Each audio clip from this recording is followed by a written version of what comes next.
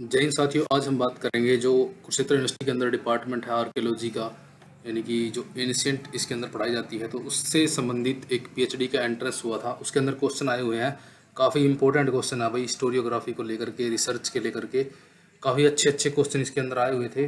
बात करते हैं सभी क्वेश्चंस की इस वीडियो के अंदर हमारी, तो स्टार्ट करते हैं। और सभी पेपर मैंने डाल रखे हैं भाई, नेट वगैरह के, एनवीएस के वीएस जितने भी हैं, स्टेट वगैरह के, मैंने अच्छे से सारे करा रखे हैं। आप नीचे डिस्क्रिप्शन के अंदर भी लिंक दिया गया होगा, वहाँ पर भी आप चेक कर सकते हो। तो देखिए इसके अंदर जो है 100 क्वेश्चन दिए गए थे, वही काफ़ी इंपॉर्टेंट क्वेश्चन इसके अंदर आए हुए थे। जनवरी 2021 के अंदर ये एग्ज़ाम हुआ था। तो आगे भी आपके लिए बेनिफिशियल है ये, कहीं भी पीएचडी का जो भी कहीं एंट्रेंस होगा तो इस बेस पे आगे से जो है हमारे एग्ज़ाम वगैरह बना करेंगे, जिस बेस पे ये बना हुआ एग्ज़ाम है। तो इसको ज़रूर करना भाई, इससे रिलेटेड क्वेश्चन करके जाना कहीं भी आप पीएचडी एंट्रेंस वगैरह के लिए जा रहे हो। तो फर्स्ट क्वेश्चन देखिए, इतिहास वर्तमान एवं अतीत के मध्य अनवरत संवाद है, उपकथन किसने कहा है? तो ये EH कार का कथन है। सेम क्वेश्चन यहाँ पर एक बार इसी नेट में ये पूछा गया है, आप चेक करोगे तो सेम क्वेश्चन आया हुआ है। इस चीज़ को आप संवाद से याद रख लीजिए कि संवाद वर्ड जब भी आएगा तो EH कार ने ऐसा बोला है। शब्द जो हिस्ट्री है किस भाषा से उद्भूत हुआ है, यानी कि किस लैंग्वेज से ये लिया गया है? तो बच्चे इसका लैटिन लगा सकते हैं, लेकिन जो इसका राइट आंसर है भाई यहाँ पर ये रहेगा ग्रीक, क्योंकि ग्रीक शब्द से ये निकला है। थर्ड देखिए, भारतीय साहित्य में इतिहास शब्द का प्रथम उल्लेख कहाँ पर प्राप्त होता है?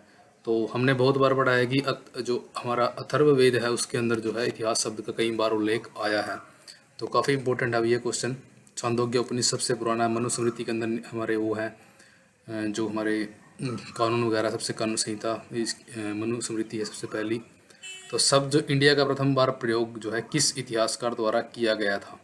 तो ये किया गया था भाई हमारा जो हेरोडोटस हुए हैं, इन्होंने जो है इंडिया शब्द का सबसे पहले यूज़ किया था। इंपॉर्टेंट क्वेश्चन है ये। 5 नंबर देखिए, निम्नलिखित में से ज्ञान संबंधी योग्यता का उच्चतम स्तर क्या है? तो जब भी इस चीज़ की बात होती है, ज्ञान संबंधी योग्यता का जब उच्चतम स्तर की बात होगी, तो उच्चतम स्तर वो होगा जब हम किसी चीज़ का मूल्यांकन कर सके कि ये कैसा है, किस किस टाइप का है, ना कि विश्लेषण करना। मूल्यांकन करना किसी चीज़ का उच्चतम स्तर माना गया है। तो 6 नंबर देखिए, निम्न में से किस प्रकार के अनुसंधान के सारांशों निष्कर्षों को अन्य स्थितियों से सामान्यकृत नहीं किया जा सकता है? तो यहाँ पर जो ऐतिहासिक हमारा अनुसंधान है भाई, इसको सारांशों निष्कर्षों अन्य स्थितियों से सामान्यकृत नहीं किया जा सकता। तो ये इंपॉर्टेंट है क्वेश्चन भाई, काफ़ी इंपॉर्टेंट क्वेश्चन है। 6 नंबर जरूर करना है। अगला देखिए भाई 7 नंबर, एक अच्छे शोध प्रबंध के लेखन के लिए इनमें से क्या क्या आवश्यक है? जब हम अच्छे शोध की बात करते हैं भाई, इसके अंदर जो है क्या होता है, आप सभी पढ़िए एक बार इसको। विराम चिन्हों एवं जो व्याकरणगत त्रुटियां कम से कम हो, बिल्कुल सही है भाई। संदर्भों की सावधानीपूर्वक जांच हो, बिल्कुल सही है।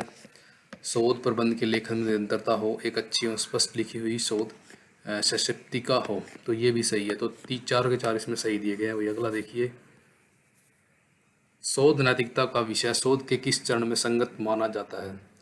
तो किस चरण के अंदर वही क्या है, शोध का जो चरण है, कौन सा चरण है जिसके अंदर शोध नैतिकता का जो विषय है उसको संगत माना जाता है? तो यहाँ पर आप इन सभी को जब पढ़ोगे तो इसके अंदर एक ही ऑप्शन आपको सही लगेगा कि आंकड़ों के संकलन और जब विवेचन का चरण होता है भाई, जब हम किसी डाटा का कलेक्शन करते हैं और जब उसकी इंटरप्रिटेशन करते हैं, तो उसके अंदर जो है ये स्टेज ऐसी होती है कि इसको जो है रिसर्च एथिक्स या शोध नैतिकता के चरण में संगत माना जाता है। तो ये सी इसका आंसर है सही वही। नहीं देखिए, किसी विद्यालय का प्रधानाचार्य विद्यालय के कार्यक्रमों में शिक्षकों एवं छात्रों के प्रतिभागिता में वृद्धि की संभावना का पता लगाने के लिए उनके साथ साक्षात्कार या इंटरव्यू का आयोजन करता है। यह प्रयास अनुसंधान के किस प्रकार को प्रदर्शित करता है? जब भी हम इंटरव्यू वगैरह या इस टाइप की हमारे पास कोई क्वेश्चन आता है, तो उसके अंदर क्या होता है भाई, ये चीज़ जो है, जो इंटरव्यू हमारा होता है, ये आता है हमारे क्रियात्मक अनुसंधान या एक्शन रिसर्च के अंदर। तो इसका आंसर हमेशा यही आपको देना है। अगला देखिए भाई, जो अनुसंधान के ये चरण दिए गए हैं, इनको क्रम के अनुसार यहाँ पर जो है लगाना है। आप एक बार इंग्लिश में भी इसको देख लेना, क्योंकि लैंग्वेज का बड़ा इशू रहता है हमारे लिए। तो जब हम इसको लगाएंगे भाई, सबसे पहले क्या होता है, अवलोकन करना। सबसे पहले समस्या का अवलोकन किया जाता है, उसके बाद अवधारणा का विकास किया जाता है, सेकंड पर आ जाएगा। और उसके बाद कोई हम प्रकल्पना या हाइपोथेसिस का निर्माण करते हैं। फिर हम सिद्धांतों के परिणामों का जो है कम करना होता है और उसके बाद परिणामों को प्राप्त करने के लिए नियोजित विधि अपनाई जाती है। तो यहाँ पर 20 का आंसर हो जाएगा भाई। इतिहास ज्ञान पर आधारित क्रिया है, तो किसने कहा है ये? तो ये कहा है भाई A.L. राउज ने। तो यहाँ पर आपको ज्ञान पर आधारित क्रिया वर्ड इस टाइप से आप याद रख सकते हो कि क्रिया वर्ड आया है, तो ये क्रिया वर्ड बोला है राउज ने, या इसको आप रिलेट कर लेना, चीज़ें ऐसे आसान होंगी आपको नहीं, बहुत डाटा है याद करने के लिए। किस विचारक ने सर्वप्रथम कार्य कारण के संबंध में अपना विचार प्रस्तुत किया? तो कौन सा विचारक था भाई? अरस्तु था। कार्य कारण संबंध से संबंधित जब भी बात होगी सबसे पहले अरस्तु का नाम आता है, तो अरस्तु याद रखना आपको। द हिस्ट्री ऑफ हिस्ट्री किसके लेखक कौन है? तो ये जेम्स टी शार्टवेल जो है, इन्होंने इस पुस्तक की रचना की थी। इतिहास की अवधारणा में युग चक्र सिद्धांत का प्रतिपादन जो है किसने किया है? तो ये किया है भाई हेसियोड ने। इम्पोर्टेंट क्वेश्चन है भाई युग चक्र सिद्धांत। द हिस्ट्री ऑफ पेलोपोनेशियन वार, ये वर्ल्ड हिस्ट्री में भी आता है कई बार। तो किसने लिखी है ये पुस्तक? ये लिखी है भाई थ्यूसी डाइजी ने। ये 411 ईसा पूर्व के लगभग हुआ है। इतिहास एक कहानी है, न अधिक न कम। बहुत से बच्चे इसका अगर ब्यूरे लिखा होता तो जे.बी. ब्यूरे इसका आंसर लगा देते, लेकिन जे.बी. ब्यूरे ने क्या कहा है कि इतिहास विज्ञान है, न कम ज़्यादा। कहानी उसने नहीं कहा है। तो इसका आंसर जो होगा भाई यहाँ पर ये कहा है, रेनियर ने इसको ऐसा कहा है कि इतिहास एक कहानी है, न अधिक न कम। द होली फैमिली नामक पुस्तक के लेखक कौन है भाई? आपने बहुत बार इसको पढ़ा है। कार्ल मार्क्स की रचना है ये, 1867 के लगभग लिखी गई थी। सैनिक इतिहास लेखन का पहला इतिहासकार कौन था? जो सैनिक इतिहास लेखन का पहला इतिहासकार हुआ है भाई, इनमें से जो हुआ है ये है थ्यूसिडाइसिस ने, जो है सैनिक इतिहास के ऊपर सबसे पहले लिखा है। इतिहास की वैज्ञानिक पद्धति का जनक कौन था भाई? इंपॉर्टेंट क्वेश्चन है।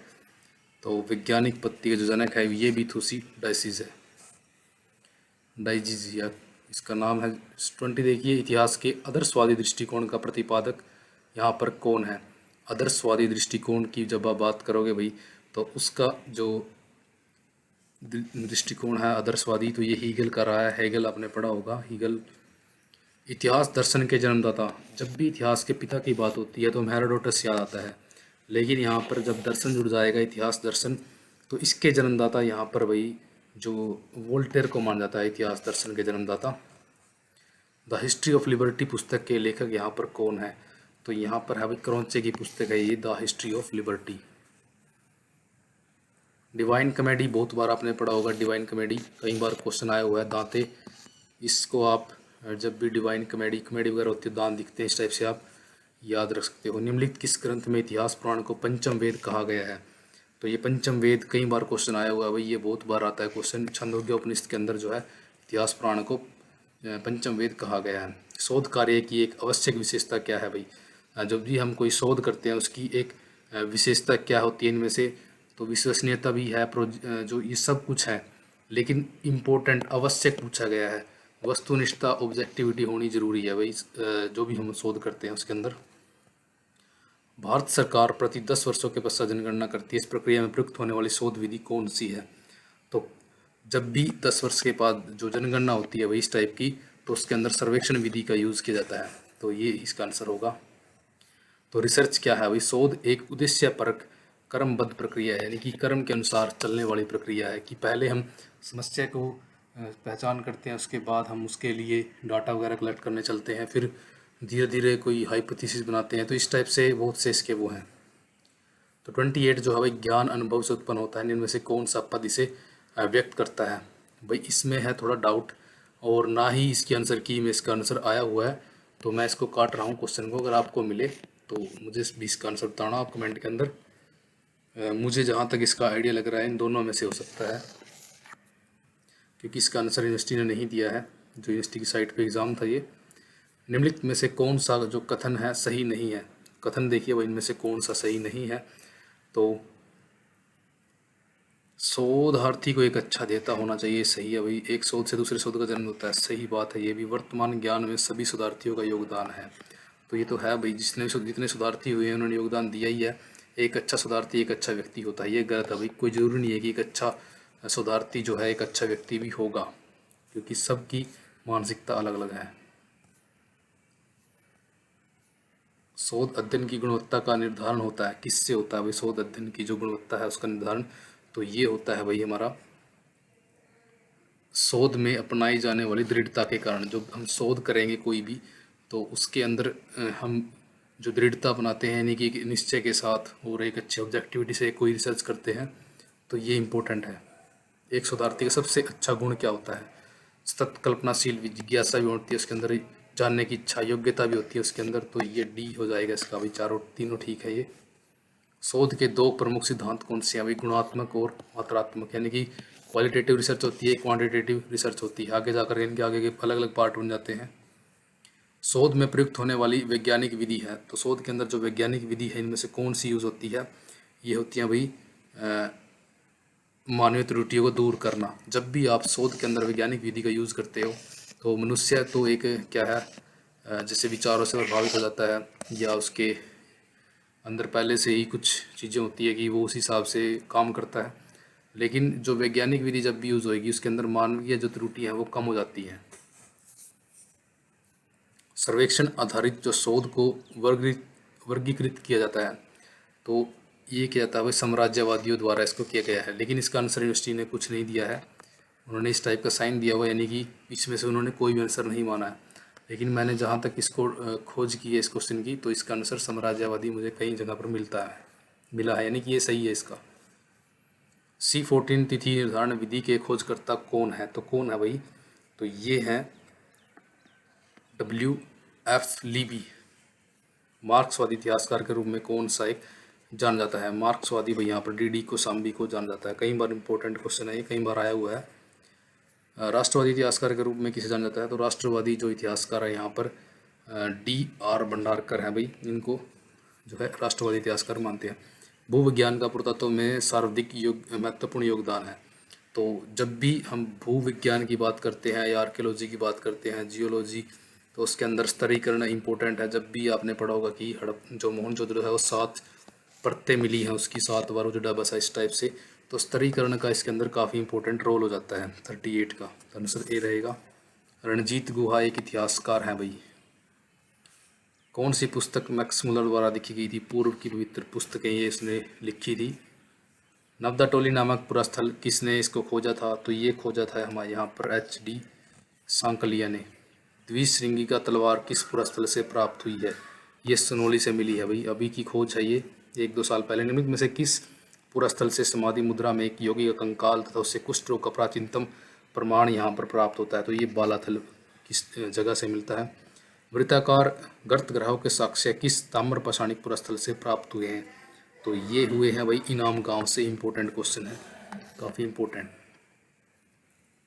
किस स्तूप से मानव सावधान के साक्ष्य प्राप्त हुए हैं? तो ये हुए हैं भाई अमरावती से। इम्पोर्टेंट है, आपने आज तक ये क्वेश्चन देखा नहीं होगा किसी भी एग्जाम में, तो इम्पोर्टेंट क्वेश्चन है ये।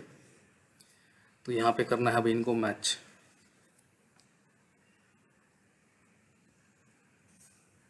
आदमगढ़ को आप सीधा मैच कर सकते थे यहाँ पर मध्य प्रदेश से। तो एक बार B का 1 देखिए किस में दिया गया है। B का 1 दिया गया है C के अंदर, तो A का 2 हो जाएगा। जो लोटेश्वर है ये गुजरात के अंदर है, और वीरभानपुर जो है यहाँ पर वीरभानपुर पड़ेगा पश्चिम बंगाल के अंदर। बागू राजस्थान, आपने कई बार पढ़ा है इसको। तो गोपत ब्राह्मण यहाँ पर संबंधित है भाई, गोपत ब्राह्मण जो है अथर्ववेद से संबंधित है। प्रारंभिक वैदिक साहित्य में सर्वाधिक वर्णित नदी जो है सिंधु नदी भाई, काफ़ी वर्णित है, काफ़ी कई बार उसका जिक्र हुआ है। गंगा यमुना नदियों का सर्वप्रथम उल्लेख ऋग्वेद के अंदर होता है। गंगा का 1 बार है और यमुना का 3 बार है, कुछ इसी टाइप से ही है इसका सीक्वेंस। प्रकाशित ऋग्वेद संहिता किस शाखा से संबंधित है? तो प्रकाशित जो ऋग्वेद संहिता है भाई ये शाकल से संबंधित है। शौनक तो अथर्ववेद से संबंधित है। तो ये कौन कौन सी किससे संबंधित है भाई? ये जो क्वेश्चन आया हुआ है इसको करना है मैच आपस में, कि कौन सी इनमें से आपस में ये रिलेट है। तो जब आप ऋग्वेद को करोगे तो ऋग्वेद है भाई यहाँ पर ऐत्रेय ब्राह्मण से संबंधित है ये जो, और सामवेद की है जैमिनीय ब्राह्मण, और अथर्ववेद की है भाई यहाँ पर गोपत यजुर्वेद से तैत्तिरीय ब्राह्मण से संबंधित है। तो यहाँ पर इसका आंसर D हो जाएगा।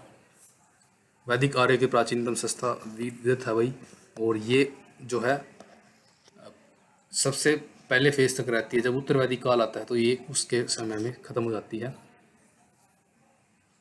10 राग युग किस नदी किनारे पर लड़ा गया? तो ये पुरुषनी या रावी नदी के तट पर लड़ा गया था। पुरुष मेघ यज्ञ का सर्वप्रथम उल्लेख मिलता है किसके अंदर मिलता है? भाई पुरुष मेघ जो यज्ञ हुआ तो उसका जो उल्लेख है किसके अंदर मिलता है? सतपथ ब्राह्मण में इसका उल्लेख मिलता है, पुरुष मेघ यज्ञ का सतपथ ब्राह्मण में। तो यहाँ पे इनको फिर मैच करना है आगे। ये राजा और राज्य आए हैं, तो जब आप इनको लगाते हैं तो अजात शत्रु जो मगध के थे आपने पढ़ रखा है, और आगे भी इनको मैच करेंगे जब, तो चंड प्रघोत जो बनेगा यहाँ पर ये बनेगा अवंती का राजा था ये, और उद्यन बनेगा यहाँ पर वत्स का बनेगा। प्रसन्नजेती कौशल के थे, और प्रसन्नजेती के बारे में आपने पढ़ रखा होगा कि ये समान आयु के थे बुद्ध की, तो यहाँ पर सी इसका आंसर हो जाएगा। पुरालेखीय साक्ष्य दर्शाता है कि एक नंद राजा के आदेश पर एक नहर खुदवाई गई थी। कलिंग के अंदर वही कलिंग का जो अभिलेख है जो खारवेल का, उसके अंदर कलिंग के अंदर नहर खुदवाए जाने का हमें साक्ष्य मिलता है। पाटलिपुत्र का संस्थापक कौन था? वही उदयन था, या उदयभद्र भी इसका नाम है, उदयन बोलते हैं इसको। सकास का पुरस्थल किस भारतीय राज्य में? जो सकास भाई यहाँ पर मिलता है हमें बिहार के अंदर, सकास या संकिसा भी हो सकता है शायद, ये सकास दिया गया है लेकिन नाम इसका। निम्नलिखित में से कौन सिकंदर के साथ भारत आया था? नियाकर्स आया था भाई, अरिस्टोबुल आया था, नियाकर्स आया था, और एक और था एनेसिक्रिट्स के नाम से शायद था। 3 आए थे इसके साथ ये। किस यूनानी इतिहासकार ने सिकंदर के आक्रमण के समय जो है मसग के किले का विस्तृत वर्णन दिया है? इंपॉर्टेंट क्वेश्चन हो जाते हैं भाई ये काफ़ी इंपॉर्टेंट है हमारे यूजीसी नेट को लेकर के भी। एरियन जो है वही इस चीज़ का उल्लेख करता है कि मगध के किले का बारे में वो बताता है कि उस पर आक्रमण वगैरह करता है सिकंदर लास्ट में। प्राचीनतम अभिलेखीय साक्ष्य में नंद राजा का उल्लेख हुआ है, तो खारवेल का जो हाथी गुम्फा अभिलेख है उसके अंदर खारवेल का जिक्र होता है। निम्न से कौन भारतीय उपमहाद्वीप में प्रथम नगरीकरण का जो है समानार्थक है? कांस्य काल आपने पढ़ा होगा, जो हड़प्पा के अंदर था उसको कांस्य युगीन सभ्यता बोलते हैं, तो वो प्रथम नगरीकरण का हमारा प्रमाण है, तो कांस्य उससे संबंधित है। लोहरादेव से कृषिजन्य किस अनाज का प्राचीनतम साक्ष्य प्राप्त होता है? अभी चावल का सबसे प्राचीनतम साक्ष्य है ये संसार के अंदर, जो लोहरादेव से प्राप्त हुआ है। तो आगे इनको करना है भाई मैच कि कौन किससे बुक जो है किससे संबंधित है। तो जब आप इनको मैच करने लगोगे तो सबसे पहले आप इनको थोड़ा इंग्लिश में भी देख लेना। कई बार क्या होता है कि हम इंग्लिश में बुक्स के नाम पढ़ते हैं तो हम बाद में उसमें थोड़ा हमें दिक्कत हो जाती है, थोड़ा इंग्लिश में ही देखना चाहिए बुक्स वगैरह के नाम। तो जब हम इसके मैच करेंगे तो जो L.R. विनफोर्ड की बुक है यहाँ पर ये बनेगी एन आर्कियोलॉजिकल पर्सपेक्टिव्स, और J.D. क्लार्क की बनेगी भाई कोलंबो फॉल्स, और V.G. चाइल्ड की बनेगी यहाँ पर दी आर्यंस, और स्टुअर्ट पिगट की बनेगी प्री हिस्टोरिक इंडिया। ये तो हमने जो है उसके अंदर पढ़ी हुई है, हड़प्पा सभ्यता के अंदर भी ये डायरेक्ट आई हुई है। जब हड़प्पा सभ्यता का आप चैप्टर करते हो तो स्टुअर्ट पिगट ने ही जो है हड़प्पा और मोहनजोदड़ो को जुड़वा राजधानियाँ कहा है अपनी प्री हिस्टोरी का इंडिया बुक के अंदर। इम्पोर्टेंट है वो चीज़ भी। सूर्य मंदिर स्थित है भाई कोणार्क के अंदर, बहुत बार पढ़ा है, इजी क्वेश्चन है। मंदिर कला के मूल केंद्र के लिए कौन सा स्थान प्रसिद्ध है? एलोर के मंदिर काफ़ी फेमस है भाई इस चीज़ के लिए। तो यहाँ पे फिर इनको मैच करना है भाई कौन कहाँ संबंधित है। तो विराटनगर सीधा मैच करोगे तो राजस्थान में एरिया में विराटनगर पड़ता है। अवंती जो है भाई अंग पड़ता है बिहार के अंदर, अवंती पड़ता है मध्य प्रदेश के अंदर, और जो तक्षशिला है ये पश्चिमोत्तर सीमावर्ती राज्य के अंदर। यहाँ पे इनको टाइम पीरियड के अनुसार लगाना है। जब आप टाइम पीरियड के अनुसार को लगाओगे तो सबसे पहले हुसंगी ही आएगा, फिर जो है जो फिर आएगा भाई हुसंगी के बाद यहाँ पर नहीं, सबसे पहले हुसंगी नहीं आएगा भाई यहाँ पर, क्योंकि इससे पहले का टाइम पीरियड अलग चला जाएगा 68। तो हाँ हुसंगी आएगा वो सबसे पुराना है, फिर उसके बाद ज्वालापुरम आएगा, और ये बाटा लोम्बा लेना आएगा, फिर कोल्डी हवा लास्ट में 7000 BC आएगा। तो बी ही हो जाएगा भाई इसका आंसर। टाइम पीरियड आप देख लेना इनके। तो आगे भाई इनको क्रोनोलॉजी के हिसाब से लगाना है। तो सबसे पहले सिमुख सातवाहन शासक हुआ है, तो ये सबसे पहले ही आएगा। कुमारगुप्त जो है सेकंड पे आ जाएगा, और पुलकेशिन द्वितीय जो हर्षवर्धन के टाइम हुआ है ये थर्ड पर आ जाएगा। राज तो ये लास्ट में हुआ है इनमें सब में, तो यहाँ पर हो जाएगा 1 2, यानी कि 3 4, ये बी हो जाएगा इसका आंसर भाई। तो इनको मैच के अनुसार मैच करना था भाई। सबसे पहले कौन सा राजवंश आया, तो जब हम इनको मैच करने लगेंगे तो यहाँ पर इसका आंसर बनेगा, सबसे पहले यहाँ पर सातवाहन आएगा, फिर उसके बाद आएगा कणव आएगा सेकंड पर, और थर्ड पर आएंगे कदम, फोर्थ पर आ जाएंगे गंग। तो यहाँ पर इसका आंसर सी हो जाएगा। किस पुरास्थल से फारस की खाड़ी की बनी सील प्राप्त हुई है, तो ये लोथल से हमें प्राप्त होती है। अब्रकीय लाल मृत भांड प्रथम बार किस पुरास्थल से जो है प्राप्त हुआ है, तो ये प्राप्त हुआ है भाई लोथल से। पाषाणकालीन उपकरणों के उपयोग को समझने के लिए किया जाने वाला अध्ययन, तो ये बोलते हैं भाई जो पाषाण उपकरणों के लिए अध्ययन किया जाता है ये होता है सूक्ष्म चिह्नीय अध्ययन। इंपॉर्टेंट है ये टर्म है, ये जो आर्कियोलॉजी की इनके नाम दिए गए हैं। पके मृदावशेषों के तिथि निर्धारण के लिए कौन सी विधि का प्रयोग किया जाता है, तो ये मृद भांडों से संबंधित है भाई। तो इसमें कौन सी विधि का यूज होता है, तो इसमें होता है ऊष्मादीप्ति विधि। कई बार हमसे ही पूछे जा सकते हैं क्वेश्चन, तो याद रखना इन चीज़ों को, हल्के में ना लें इनको। गंधार कला प्रभावित थी, किससे प्रभावित थी भाई, तो ये प्रभावित थी यूनानी और रोमन कला से। मैंने यूजीसी नेट के भी सारे एग्जाम डाल रखे हैं, एनवीएस के, वीएस के और पीएससी के, जितने भी हमारे एग्जाम हुए हिस्ट्री के मैंने अभी तक के सारे डाल रखे हैं। थोड़ा आप नीचे लिंक भी देख सकते हो या सर्च कर लेना चैनल पे, आपको सारे एग्जाम मिल जाएंगे भाई एक जगह पे। और सारे मैंने अच्छे से करा रखे हैं भाई, बिल्कुल अच्छे से। तो ये खुदाई के अनुसार कौन सा किसने कब खुदाई की भाई, उसके हिसाब से लगाना हमने हमें ये इसको। तो जब हम इसको लगाएंगे भाई, तो कुचाई जो आएगा, कुचाई की थी यहाँ पर बी के थापर ने, और लोथली की थी एस आर राव ने, कौशाम्बी की थी जी आर शर्मा ने, श्रृंगारपुर की थी बी बी लाल ने। तो यहाँ पर हो जाएगा इसका आंसर सी। पुलकेशिन द्वितीय के एलोहल अभिलेख की रचना रवि कीर्ति ने की थी। तो यहाँ पे मैच करना भाई कांस्य के जो गोदीवाड़ा हम सीधा मैच कर सकते हैं, लोथल से जूता खेत जो है यहाँ पर कालीबंगा से, जल प्रबंधन जो है हमें पता लगता है जल प्रबंधन का धोलावीरा से,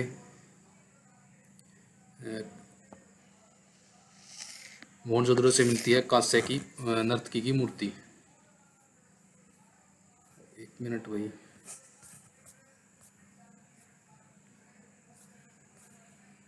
एक मिनट दोस्तों, एक मिनट।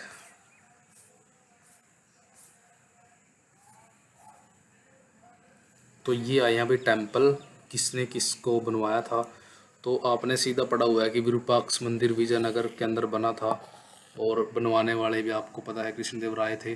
तो अगर आप इसको मैच करते, ए का 3 देख लेना था आपने इसमें, तो ए का 3 यहाँ पर सी में दिया गया है। तो अगर आप बी को देखोगे, अब जो सूर्य मंदिर है भाई, ये सूर्य मंदिर का निर्माण करवाया था गंग शासकों ने, और लक्ष्मण मंदिर का कराया था चंदेलों ने, चनकेश्वर मंदिर का कराया था होयसलों ने। तो ये इसका आंसर हो जाएगा। जो एच समाधान है ये किससे संबंधित है भाई, ये इंपॉर्टेंट है।